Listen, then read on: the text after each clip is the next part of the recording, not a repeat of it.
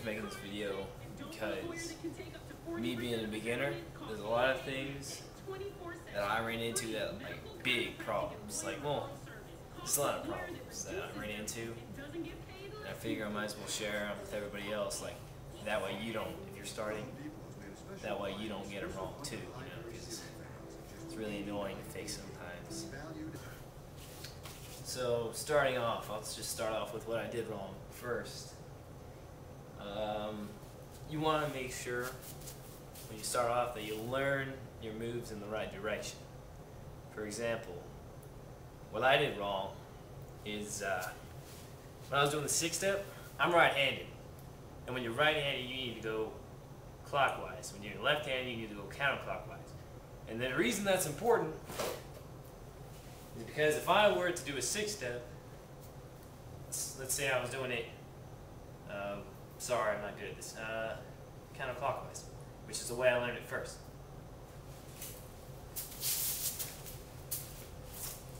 And then I try and go into a windmill. I have to switch, I gotta switch directions. But if I was going clockwise,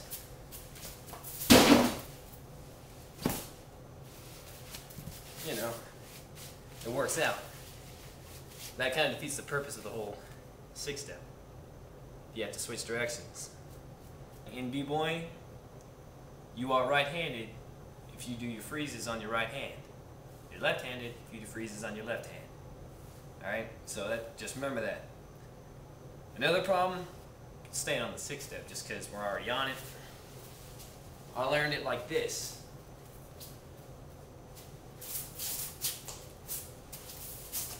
The problem with that is I was like this, I was on my feet, on the floor, like my butt was almost on the ground.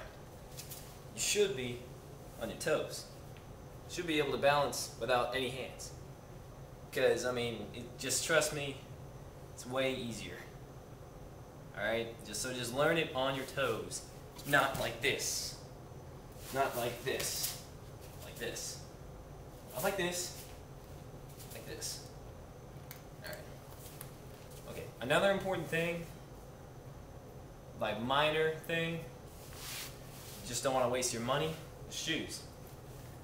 When I started breakdancing, my shoes were alright, but I wanted to get some cool shoes, you know, some good ones for breakdancing. This is not a good idea. Alright, I mean, these are cool. I really like these shoes. I wear these shoes to school all the time. But the problem, look how thick these things are. They're basketball shoes, they're Adidas. The problem with the Adidas is that a lot of times they're really heavy in the heel and they're really thick. I mean, that's okay. If you're good at that, you know, why not? But just saying, don't want to waste your money. It's a really good idea to get some of these. Chuck Taylors, any kind of Chuck Taylors. They're 20 bucks compared to 60. And, I mean, they don't look that bad. And they're really super thin and they're super light. Grip's fine, no problem. Way cheaper, way expensive, way better, way worse, way lighter, way heavier. But, you know, it's just your preference. Like, if you want to do it in these, you can. It's possible. I wouldn't suggest it. So, for working out, like you see all these b-boys like doing flips and stuff. I know, it seems like it's going to take a lot of strength. Like, maybe not, okay, you don't need, boom, you know, you don't need biceps to do a flip, but I'm just saying, a lot of those moves were like spinning around on there, like, you know, flipping around their hands and stuff. Seems like it take a lot of strength, which is true.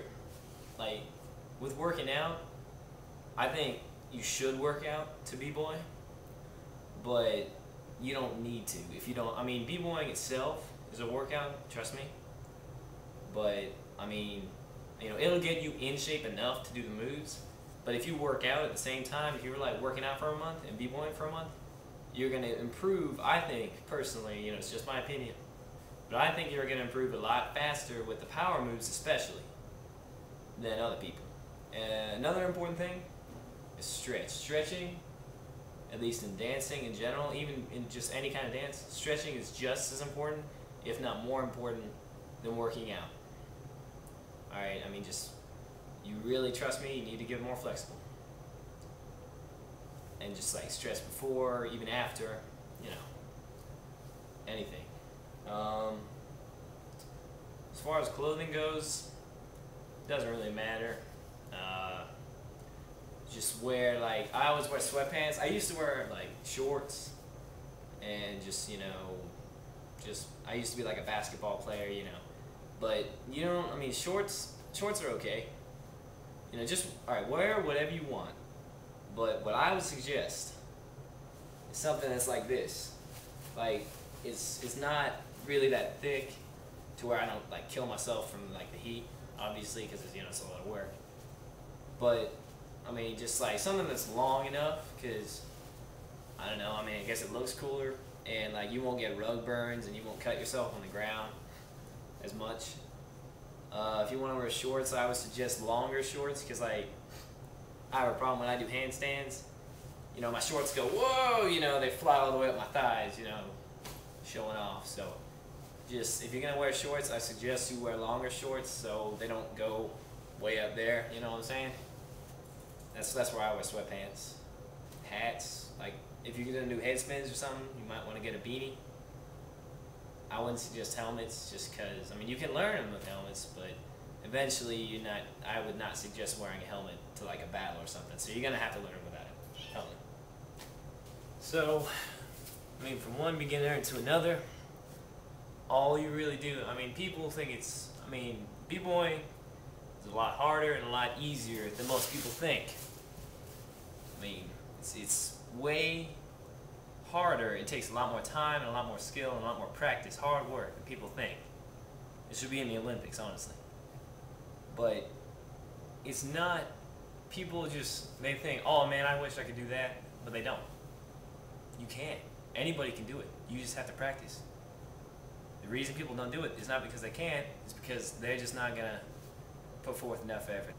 That's why, you know, it's important that you are trying. That's all you need to do is try. You have to do it. Like right now, you might like practice, I don't really know if I want to practice. Yeah, I felt that way too, but you'll love it eventually. Just trust me. Do it a few days, think, man, this is pretty cool. Even if you suck, you'll start loving it. And then you'll get good. You know, you gotta feel it. But, that's really it. You know, and like, as far as practicing goes, like you should practice with your friends. Like, I mean, if you don't have any friends that want to B-Boy, that's okay. You can do fine on your own. But trust me, having a crew, just basically having friends who are practicing with you makes it a lot more bearable. Because you can help each other, you know, you can, like, oh, look up, dude, check out this move I looked up last night, you know? Really helps a lot. I got one more thing to say.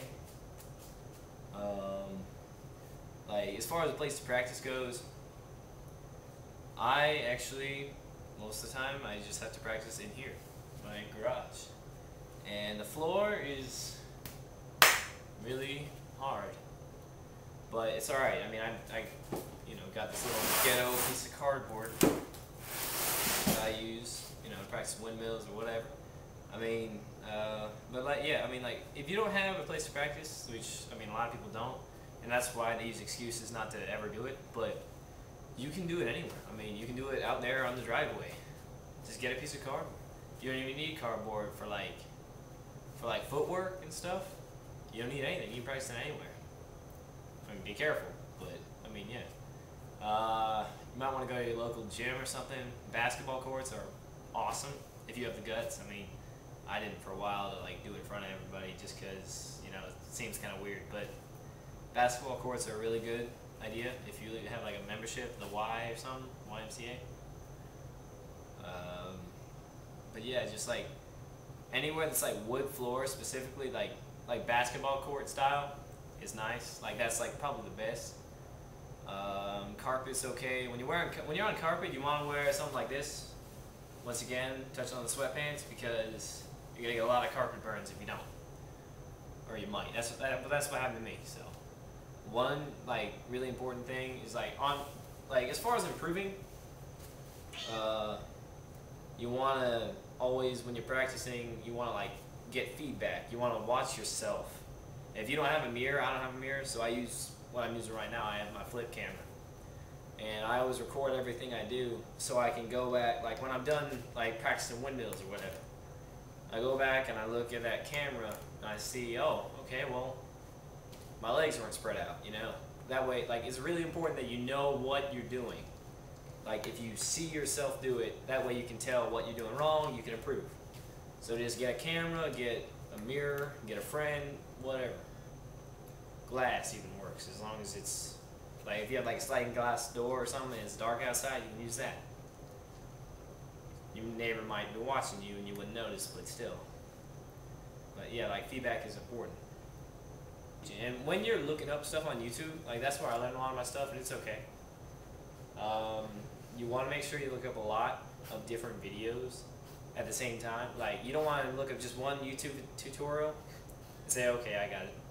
Like, look up a bunch. So, like, if one guy doesn't explain something, the other guy might cover it. And then everybody has their own little tips that really help them out. Like, different people learn differently. So you might learn the way this guy teaches, you know, but not this guy. You might get confused by this guy, but this guy explains it better, you know what I'm saying? So look up a lot of different tutorials. So stick with it.